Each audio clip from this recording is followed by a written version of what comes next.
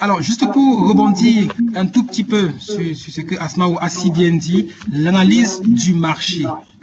L'analyse du marché. Alors, ce qu'il faut savoir, c'est que si nous ne sommes pas capables de connaître notre marché, de connaître nos clients de façon spécifique, de façon fine, de connaître leur milieu de vie, leurs aspirations, de connaître les différents enjeux du marché sur l'étendue du territoire, nous aurons beaucoup de mal à pouvoir mettre sur pied une véritable stratégie marketing. Tout simplement parce que un individu vit dans un contexte, un individu vit dans un environnement et on ne peut pas interagir avec l'individu, on ne peut pas lui apporter véritablement de la valeur ajoutée sans prendre en compte son environnement. C'est la raison pour laquelle dans les différentes équipes qui s'appellent marché, dans notre direction marketing et communication, il y a un département qui a justement pour rôle de pouvoir faire des analyses de marché, de pouvoir recenser tout ce qui est information pertinente, de pouvoir mesurer tout ce qui est opportunité, les synthétiser et faire évidemment des benchmarks avec d'autres secteurs d'activité de manière à pouvoir... merci également, Edouard. Alors, comme j'ai tantôt dit, pour nous, il est important de pouvoir analyser le marché et comme Asma l'a si bien dit, après avoir analysé le marché, on va plus loin dans l'analyse. En faisant quoi? En faisant des segmentations. Pourquoi des segmentations? Les clients sont différents. Les clients sont très différents les uns des autres. Même les jeunes sont différents entre eux. Par le passé, on avait des segmentations très basiques. On distinguait les jeunes, on distinguait les travailleurs, les femmes au foyer. Aujourd'hui, c'est plus ça. C'est vraiment plus ça. Il faut aller beaucoup plus loin dans la segmentation. Si nous, Orange, souhaitons fournir ou proposer aux clients des offres qui ont du sens pour eux, ou alors proposer à chacun de nos clients une offre qui a une offre ou un service qui a de la valeur pour lui, il est important qu'on puisse se rapprocher le plus possible de lui en termes de connaissances. Donc nous faisons pas mal de segmentation. On a une infrastructure Big Data qui est très avancée, qui nous permet de pouvoir identifier les clients. Nous sommes aujourd'hui capables de pouvoir dire ça, c'est un jeune étudiant ou c'est une étudiante qui vit à Angoyekele ou bien qui vit à Ange Raphaël, ici à Douala, qui aime la musique, qui est en fin de formation, c'est-à-dire qui commence à chercher des offres d'emploi sur LinkedIn, qui aime aussi le luxe. Pourquoi le luxe? Parce qu'on la voit souvent aller faire du e-commerce en ligne, sur des plateformes de e-commerce. Donc, on sait aujourd'hui construire des profils pour être sûr qu'on se rapproche de nos clients en termes de connaissances. Et une fois qu'on est capable d'avoir une bonne connaissance de nos clients, on sera ainsi à même de passer au next step dans la démarche stratégique qui permet de pouvoir arriver à de bonnes offres ou à de bons services. Donc, après la partie segmentation, on passe à la partie besoins et comportements dont Asma a parlé, qui va consister à partir de la segmentation, faire des workshops en interne pour réussir à se dire, ce profil de client, voici les différents besoins qu'il peut avoir. Si nous prenons par exemple le cas dont j'ai parlé tout à l'heure, on prend une jeune étudiante qui a un master 2 banque et finance, dans une école de commerce ici à Douala, qui aime le luxe. Bref, si on prend un profil comme celui-là, on fait des workshops pour essayer de dire, OK, quels sont les différents besoins que ce consommateur peut avoir. Et c'est à ce niveau que nous commençons à élaborer, avec une bonne équipe de marketing, un certain nombre de contenus, de services, qui vont par la suite être taillés sur mesure autant que faire se peut. Et une fois que c'est taillé sur mesure, on peut dire, OK, pour ce profil de consommateur, voici l'offre qui pourrait être la plus adaptée pour elle, pour cet étudiant en question. Donc voilà globalement un peu la démarche qui se fait dans les départements marchés. Il y a une division qui s'occupe des marchés et il y a plusieurs départements à l'intérieur. C'est un peu la démarche. On part juste pour résumer un tout petit peu, on part du département qui s'occupe de tout ce qui est BI, analyse du marché. Ensuite, on va entrer dans un département qui s'occupe de tout ce qui est segmentation. Et ensuite, besoins et comportements pour pouvoir être sûr que à partir des segments qu'on a construits, des micro-segments qu'on a construits, et il y en a plusieurs, aujourd'hui on a environ 780 micro-segments, on réussit à mettre derrière chacun de ces segments-là des besoins que nous pensons qui peuvent être exprimés par les clients en question. Et un petit détail à apporter, c'est que nous avons également une équipe qui s'occupe d'éprouver ou alors de tester les besoins qui ont été arrêtés par l'équipe en charge de proposer des offres. Alors, cette équipe-là a simplement pour rôle, lorsque des besoins ont été proposés pour des segments, de faire appel à des consommateurs et d'organiser ce qu'on appelle des focus groups pour pouvoir essayer de s'assurer que ce qui est proposé est suffisamment proche de la réalité effectivement vécue et perçue par ces consommateurs. Là, on est sûr qu'on exécute une démarche qui est scientifique, qui prend en compte l'utilité du consommateur, mais surtout qui prend en compte le fait que tous les consommateurs ne sont pas forcément rationnels. Il y a le côté émotionnel qui doit effectivement être pris en compte. On suit cette démarche-là de manière à arriver à des offres qui sont, entre guillemets, les plus adaptées. Parce qu'il faut le dire, lorsqu'on conçoit des offres, on pense qu'elles sont adaptées parce qu'on les a bien conçues, mais après, c'est la façon avec laquelle elles vont être accueillies par les consommateurs qui va nous aider à pouvoir éventuellement les retravailler pour arriver à des offres finales. Donc, globalement, voici un peu la démarche. J'espère qu'il y aura des questions pour qu'on puisse entrer plus en profondeur. Mais on va passer au grand pôle suivant. Et je passe la parole à Asmaou pour les différents métiers qui sont rattachés à chacun de ces, différents pôles d'activité. Donc, Asmaou, je te passe la parole là. Alors, les principaux métiers, donc pour que tout le monde sache à peu près quels sont les métiers qui s'occupent des marchés. Nous avons tout ce qui est market research. Nous avons business intelligence, data mining, avec en général des profils statistiques ou ingénieurs. Nous avons business reporting également. Il faut dire que toute la partie business intelligence est quand même d'un support important au jour le jour au business. Parce que sans tableau de bord, il est difficile de manager le business de manière efficace et efficiente. Alors, il va parler d'une équipe qui s'occupe de tout ce qui est, de tout ce qui est test sur le marché pour éprouver à peu près nos offres et mieux comprendre les clients. Donc, nous avons une équipe en fait qui s'occupe de tout le cycle de vie du client, de son acquisition, en espérant qu'il ne nous lâche pas, jusqu'à, en tout cas, tout son comportement au fil du temps où il est sur les réseaux, il est client d'Orange Cameroun. Donc, c'est ce qu'on appelle Customer Life Cycle and Value Management.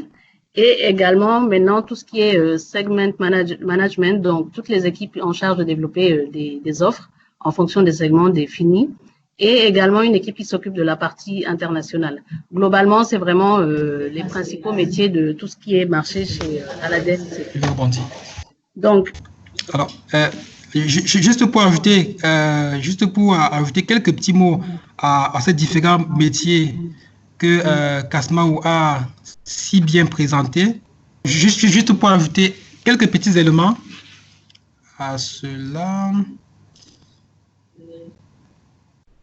Les aléas du direct, malheureusement. Pas de problème. Quelques secondes, le temps que ça s'affiche parfaitement. Et puis, on sera bon. Alors, donc, Asmaou a parlé de six grands groupes de métiers. Le market research, le business intelligence ou data mining, le business reporting, le customer life cycle et value management, et enfin le segment management et l'international. Alors, si je prends par exemple le market research, Ça, c'est un métier qui a, bon, on va peut-être pas se répéter, qui a pour rôle de pouvoir faire tout ce qui est étude de marché à l'intérieur de l'entreprise. Okay? Vous savez qu'une entreprise, en général, travaille avec des cabinets qui font des études de marché, qui opérationnalisent des études de marché sur le terrain, mais il appartient à l'entreprise de pouvoir décrire son besoin, de pouvoir s'assurer que ce qui est exécuté sur le terrain en termes d'études, en recensement de l'information correspond exactement à ce qu'elle souhaite avoir. Donc ça, c'est le rôle du market research, de pouvoir driver tout ce qui est études de marché, de pouvoir également driver tout ce qui est benchmark des différentes études de marché, récupérer l'information, faire une synthèse pour faire ressortir véritablement l'insight qui est contenu dans ces différentes études, également faire des benchmarks avec ce qui est observé dans d'autres industries, dans d'autres pays. C'est aussi ça du market research et c'est l'un des métiers qui s'occupe de tout ce qui est analyse du marché. On a la partie business intelligence et data mining. Dans business intelligence, data mining et aussi, on va dire, business reporting, le rôle de ces différents profils, c'est justement de pouvoir, recevoir la donnée sous un format adéquat et pour ce faire, bon, pour ceux qui suivront les différents webinaires qui vont vous être présentés un peu plus tard, on vous parlera de tout ce qui est SI. Donc, le business intelligence, en abrégé BI, il reçoit la donnée sous un bon profil, sous un bon format, selon leurs propres exigences. Et ils vont analyser pour pouvoir faire ressortir les différentes tendances du marché, le comportement de nos KPIs à nous. On a également, dans tout ce qui est BI, la partie data mining, parce que ayant beaucoup de données sur le consommateur, il faut que nous puissions être capables. Yves, on peut préciser quand même nos KPIs, les indicateurs. Bien sûr, bien sûr. C'est un peu notre terminologie en interne pour que ça soit plus clair. Bien sûr, bien sûr, bien sûr. Bien sûr. Alors, Asmao me propose de pouvoir préciser quelques KPIs que nous utilisons en interne. Alors, en interne, nous avons, j'en citerai peut-être 2 ou 3 que nous suivons.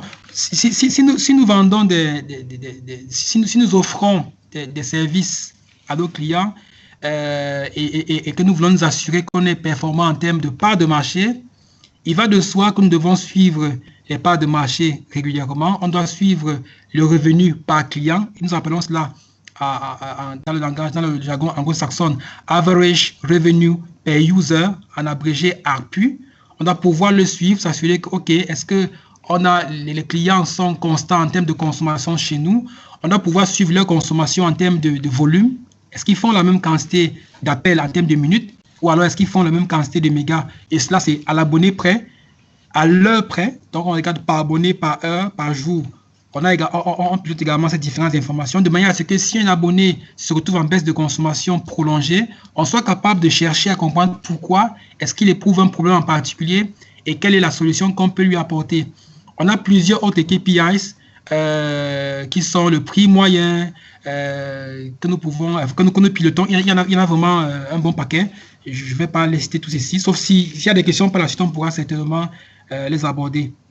Les profils qui sont ici, en général, c'est les profils de data mining, de statisticiens, d'informaticiens qui travaillent sur le sujet, des profils de BI, les profils de BI qui travaillent sur ces différents sujets.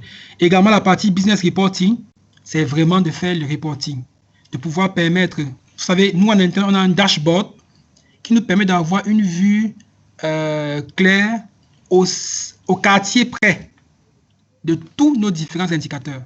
Sur tous les différents streams, on a une vue au quartier près. Donc, on est capable de suivre par région, par ville, par quartier, nos différents indicateurs et chaque jour. Et ici également, les profils qui sont utilisés, qui sont présents en interne, on a des ingénieurs informaticiens, on a des ingénieurs qui ont des compétences ou des profils BI, on a également des statisticiens qui utilisent des outils comme Power BI. Alors, sur la partie Customer Lifecycle et Value Management, là, on entre plus en profondeur dans tout ce qui est gestion du client abonné par abonné. Asma, s'il te plaît, tu me mets en plein écran pour que ce soit plus... merci infiniment. Alors, Donc, j'ai tantôt parlé de la partie Customer Lifecycle et Value Management, où on a des profils de statisticiens, on a des profils de data scientists, parce qu'ici intervient des scores, une batterie de scores, une batterie de scores d'appétence qui sont construits à partir de tous nos algorithmes Big Data. On fait du deep learning à ce niveau pour réussir effectivement à mieux connaître le client, savoir quel est l'instant où lui parler, quelle est la raison pour laquelle on lui parlera, quel est le contenu qu'on lui communiquera si on décide de lui parler. Et ça, c'est toute une batterie de scores d'appétence. Maintenant, lorsqu'il faut parler au client, par exemple de l'Internet, il faut savoir ce qu'on va lui dire. Si le client aime le football, on n'irait pas lui parler des musiques religieuses. Ah ben ça, non. Donc là, il est question de pouvoir utiliser tout ce qu'on a comme connaissance client Big Data avec une équipe de data scientists qui sont derrière pour pouvoir réussir à avoir le contenu le plus pertinent pour le client. Et on a également la partie segment management où on a des marketistes qui sont orientés marketing, qui ont fait des formations de marketing dans des universités de la place ou alors des universités ou écoles étrangères. On a également des personnes qui ont des profils de digital, marketing digital, etc. Donc, globalement, voilà quelques éléments que je pouvais ajouter sur les principaux métiers tels que présentés par Asma'u. Donc, dear Asma'u, I'm giving you the floor. Bon, I redo it for the third time, still in English. We have the product team that takes over from the market team. What happened is that the market teams define product, what they want to implement. They define specification and they share it with the product team. So the product team is in charge of going and see the network and IT team and ask them to implement the product as the marketing teams want. So they ensure that all the offers are implemented and have the customer experience that they want, and they make sure that they test until they find that it complies with the previous request so that it can go on the market. So another part of their job is to also make sure that they develop new functionalities.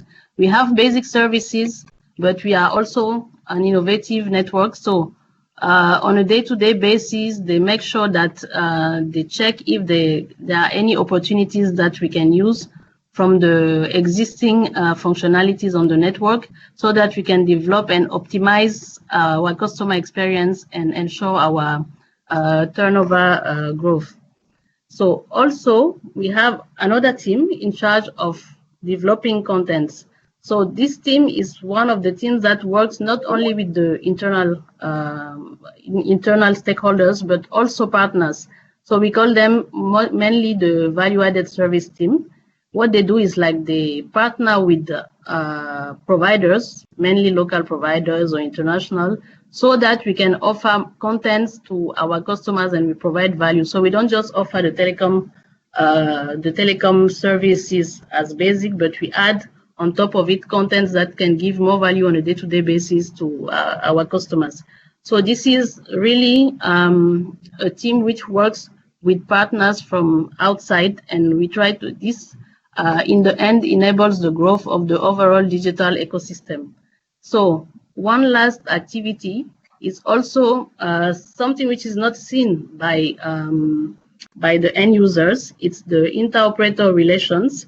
So an operator cannot work on a standalone basis. It needs to be interconnected with local partners, which are our also other operators, but also on the international, so that we can offer access to the international to our customers. So at this level, there is a whole business that is done on a day-to-day basis, which is more of a corporate level relation. So this team is in charge of handling all the negotiation of the interconnection for local and international partners. So I give it over to Yves. If you want to add something on the activities for the products. Thank you, Asma'u. Thank you very much. So I think it was very, very clear. We have to develop the products and to make sure that all of our products are aligned with the brief or the requirements made by the market teams. And you also talk about the contents. You know, in our environment, we need to provide more than just voice and data to our customers. We need to provide them contents, entertainment, value-added services are designed to address this objective. For that, and also for, let me check the last one. Okay, and also for the relation with different operators, we also have to work in this area in order to make sure that we have all the benefits from this cooperation. So let's move to the different profiles we need for these activities. Asma'u, you have the floor. Okay, thanks, Steve. So we have the product. Some small technical issues. Okay, I think now you are hearing me. I think what's happening is that the mic is not opening when you reopen it. Sorry. So we have the product development profile, and we have also the data product management, which is also the same team. Usually it's specialists that can have either marketing or engineering profile, but they should be able to assess both aspects of the business, meaning to understand how marketing works so that they better understand the market and be able to communicate with the technical and give the proper feedback so that the product gets implemented the way the market teams wants. So the data product management, we cannot, as Yves said, we cannot move without data in a digital ecosystem. We have the value-added services specialist responsible for developing value-added services. Also roaming and wholesale, which is the inter-operator relations, which is more of a wholesale level, not retail level. So Yves, over to you. We move to the operations. Yes, to conclude, we move to the operations, la partie brand, communication et digital. Alors, en résumé, ici, je pense qu'on pourra entrer en profondeur dans la séance de questions et réponses. En résumé, ici, tu peux avancer à ce moment pour que toute la slide s'affiche. Merci beaucoup, super. Alors, en résumé, ici, on a toute une division qui s'occupe de tout ce qui est communication. On a même deux divisions qui s'occupent de la partie communication, la partie marque et la partie digitale.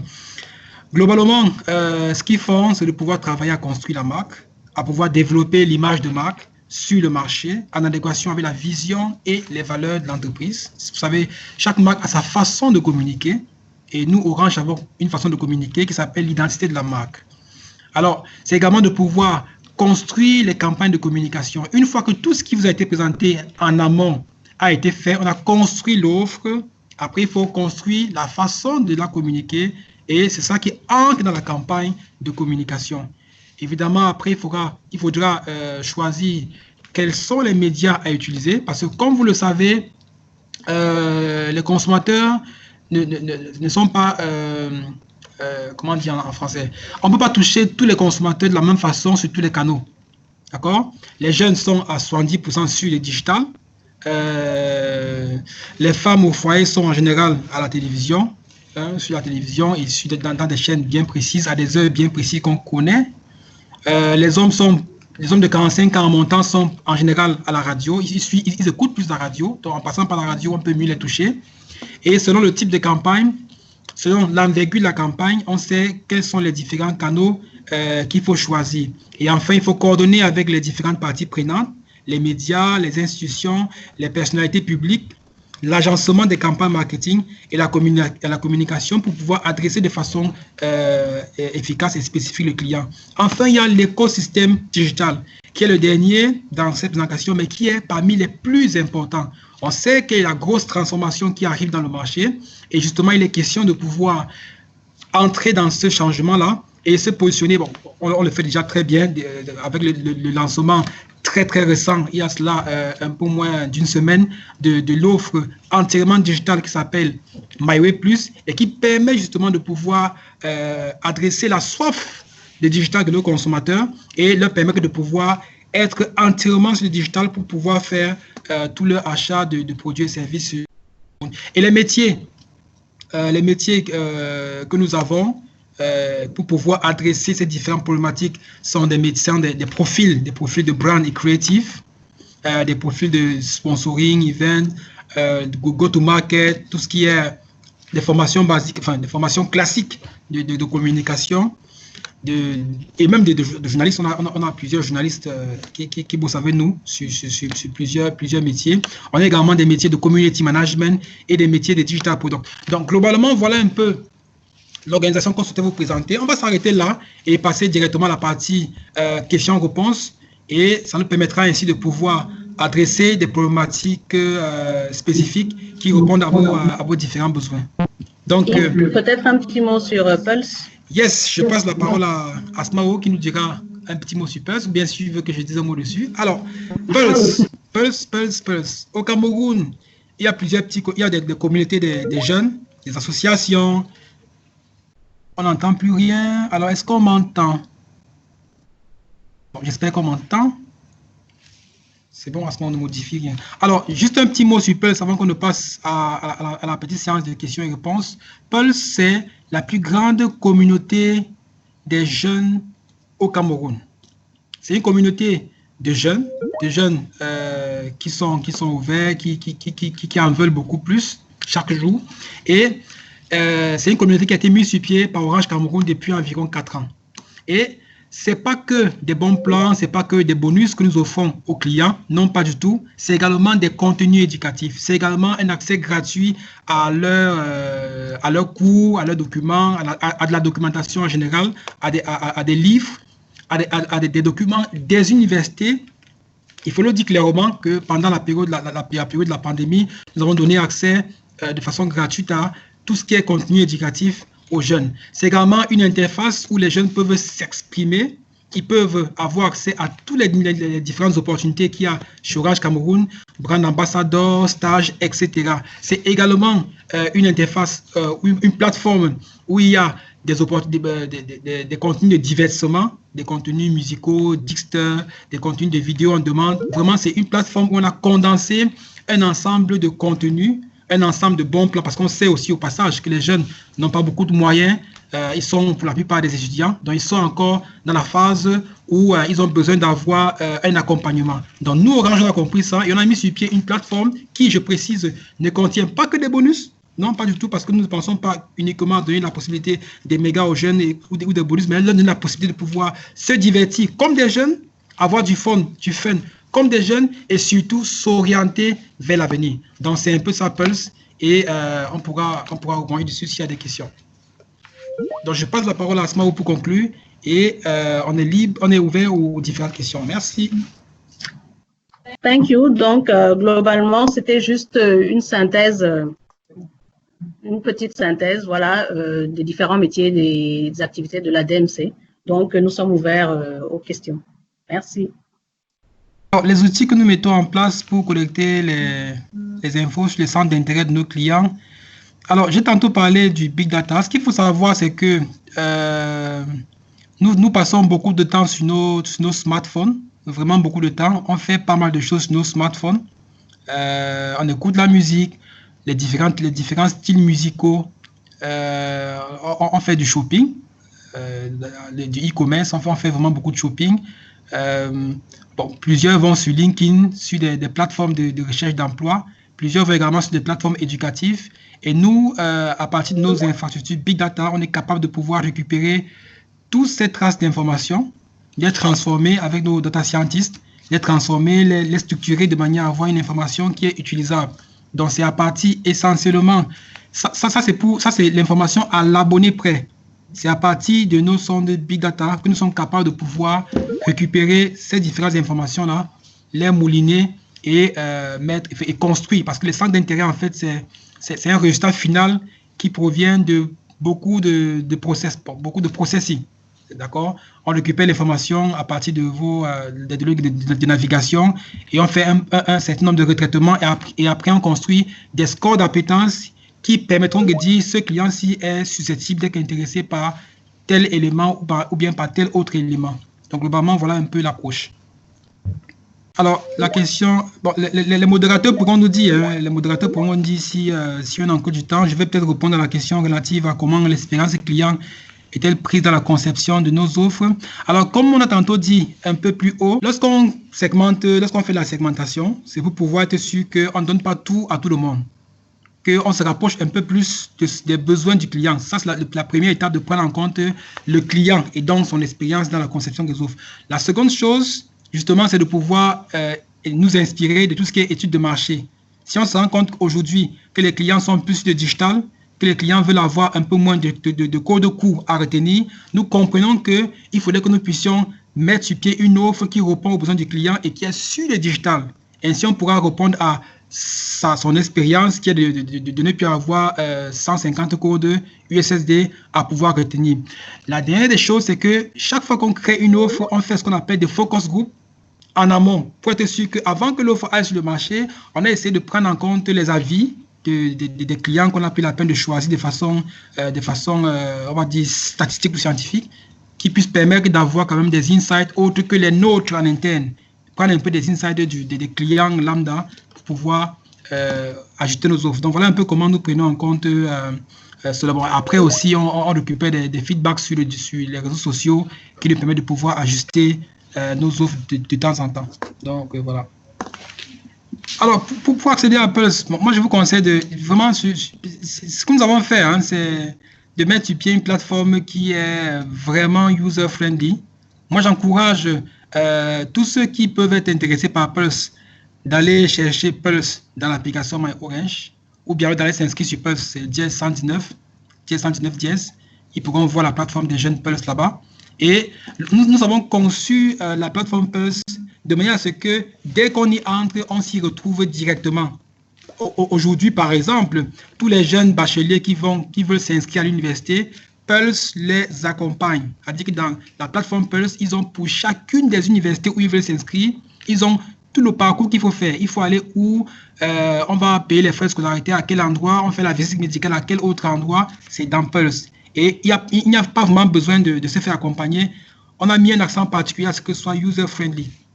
Donc, vous allez sur MyOrange, vous allez trouver le lien de l'application, enfin, l'onglet qui correspond à Pulse, et vous vous rendez compte par vous-même que ça a été fait pour être exécuté complètement en self-care.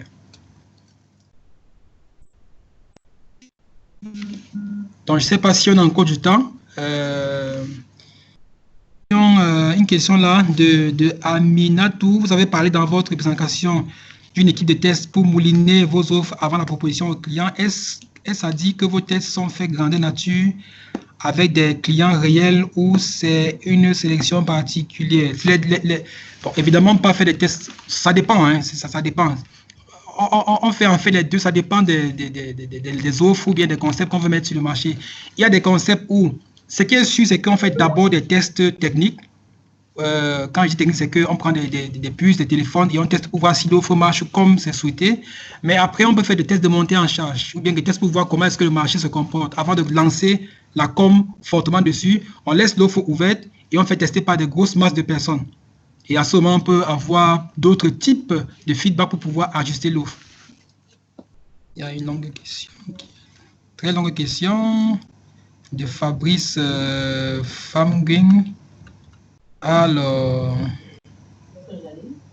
ouais, si tu peux dire donc ces jeunes seraient la cible plus adéquate pour le marketing digital. Je ne lis pas très bien. Alors, une question de Fabrice. Tout à l'heure, vous avez parlé de 70% de la population jeune est un groupe hautement connecté. À dire donc que ces jeunes seraient la cible plus adéquate pour un marketing digital, un produit quelconque. J'avoue que la question n'est pas très claire. Un produit quelconque. Que pensez-vous de l'impact de la télévision sur le marketing en 2020? Faut-il encore vraiment s'y investir ou alors vous pensez le marketing virtuel du 21e siècle sur des smartphones ou encore des laptops et TV? Voilà la question, Yves. Alors, je crois que la réponse à cela, c'est vraiment le changement, la transformation digitale et numérique qui traverse le monde entier. De nos jours, nos téléphones sont des véritables ordinateurs. La télévision, on peut regarder la télévision sur le téléphone. D'ailleurs, Orange Cameroun a son offre de télévision mobile. Vous pouvez regarder Canal 2, Sia TV, Equinox, partout où vous êtes. Conséquence, le shift, il s'est fait tout seul. C'est une transformation dans laquelle tout le monde est embarqué et il appartient à chacun de pouvoir entrer dans le train du changement. Donc, la réponse, c'est oui. Investir dans la télévision, bon, il va de soi que le changement ne se fait pas en un clic, ça se fait progressivement, mais la tendance est la migration vers les plateformes. C'est vraiment là où on va aller de plus en plus parce que lorsqu'on regarde les statistiques, on se rend compte qu'il y a cela 5 ans, on avait environ 7% des clients qui avaient les informations via Internet et aujourd'hui on est monté à plus de 60%. Donc on comprend naturellement où est-ce que les choses sont en train d'aller. Donc, alors, d'autres questions? Je pense qu'on va peut-être arrêter. Je pense qu'on a atteint notre limite de temps. On va peut-être arrêter. Les organisateurs pourront éventuellement mettre à votre disposition le support de présentation. Je pense qu'il n'y a pas trop de soucis à ce niveau-là. Alors, je vais vous remercier chacun d'entre vous qui avait consacré votre temps à venir vivre avec nous ces quelques instants d'échange. Donc, merci à vous. Nous espérons que nous vous avons apporté quand même quelque chose. Nous avons ouvert ainsi les portes de la direction marketing et communication d'Orange Cameroun et on vous donne rendez-vous dans quelques minutes pour la suite des journées portes ouvertes et virtuelles organisées par Orange Cameroun. Donc, merci à chacun de vous et à très bientôt. Merci à tous. Au revoir. Merci à tous. Rendez-vous à 11h30 pour le prochain webinaire avec la direction de la distribution, dont le lien va vous être partagé dans quelques instants.